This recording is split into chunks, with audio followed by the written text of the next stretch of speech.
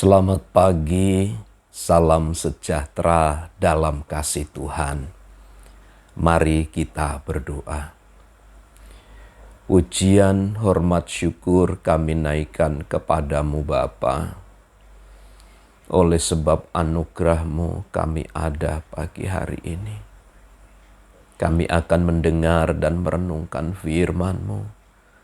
Berkatilah kami Tuhan, dalam nama Tuhan Yesus. Amin. Amsal 21 ayat yang pertama. Hati raja seperti batang air di dalam tangan Tuhan, dialirkannya kemana ia ingini. Seorang pemimpin atau menjadi seorang pemimpin tidaklah akan diperkenan oleh Allah ketika ia melaksanakan kepemimpinannya itu berdasarkan kehendaknya sendiri.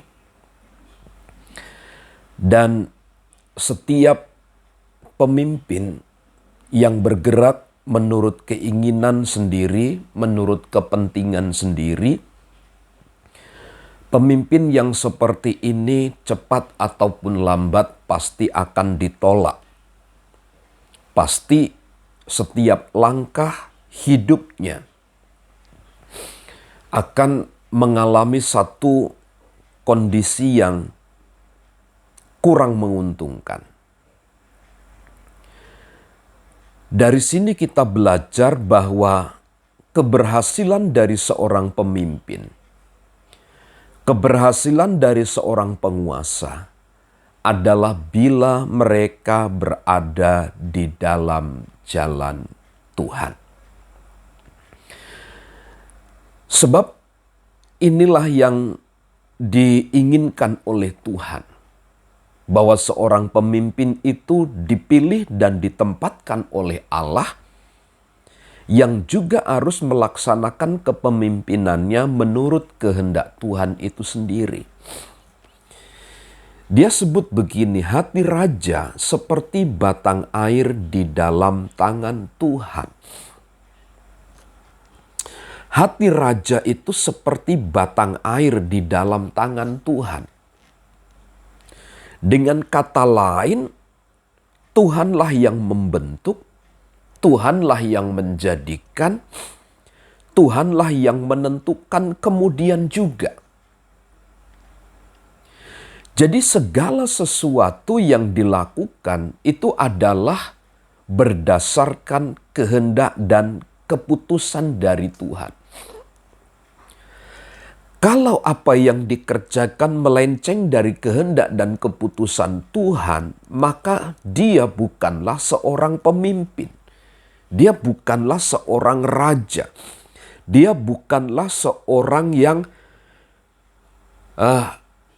dikehendaki oleh Tuhan.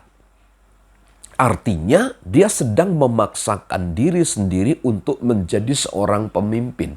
Nah, itu terlalu menyakitkan. Itu sangat menyusahkan.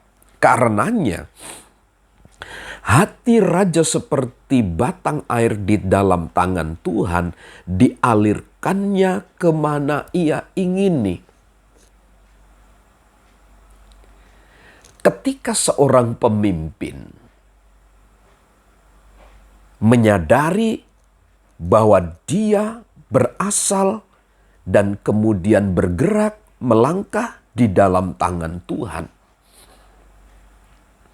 maka Tuhanlah yang akan menjadi pengatur. Tuhanlah yang akan mengarahkan kepada satu tujuan yang sempurna, kepada satu tujuan yang sesungguhnya.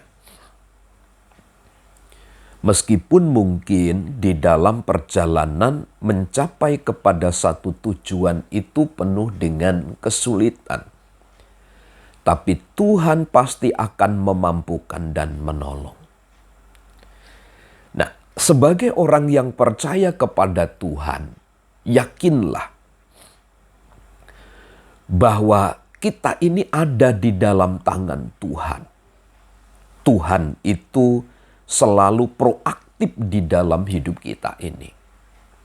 Maka keberhasilan kita adalah pada waktu kita ada di dalam rencana Tuhan itu sendiri. Kita pasti akan sampai kepada tujuan itu.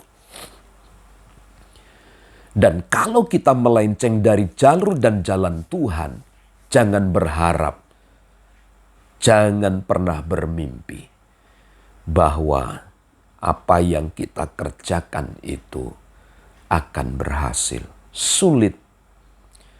Tetapi kalau kita ada tetap di dalam jalan jalurnya Tuhan, pasti Tuhan akan membawa kita kepada berkat-berkat-Nya.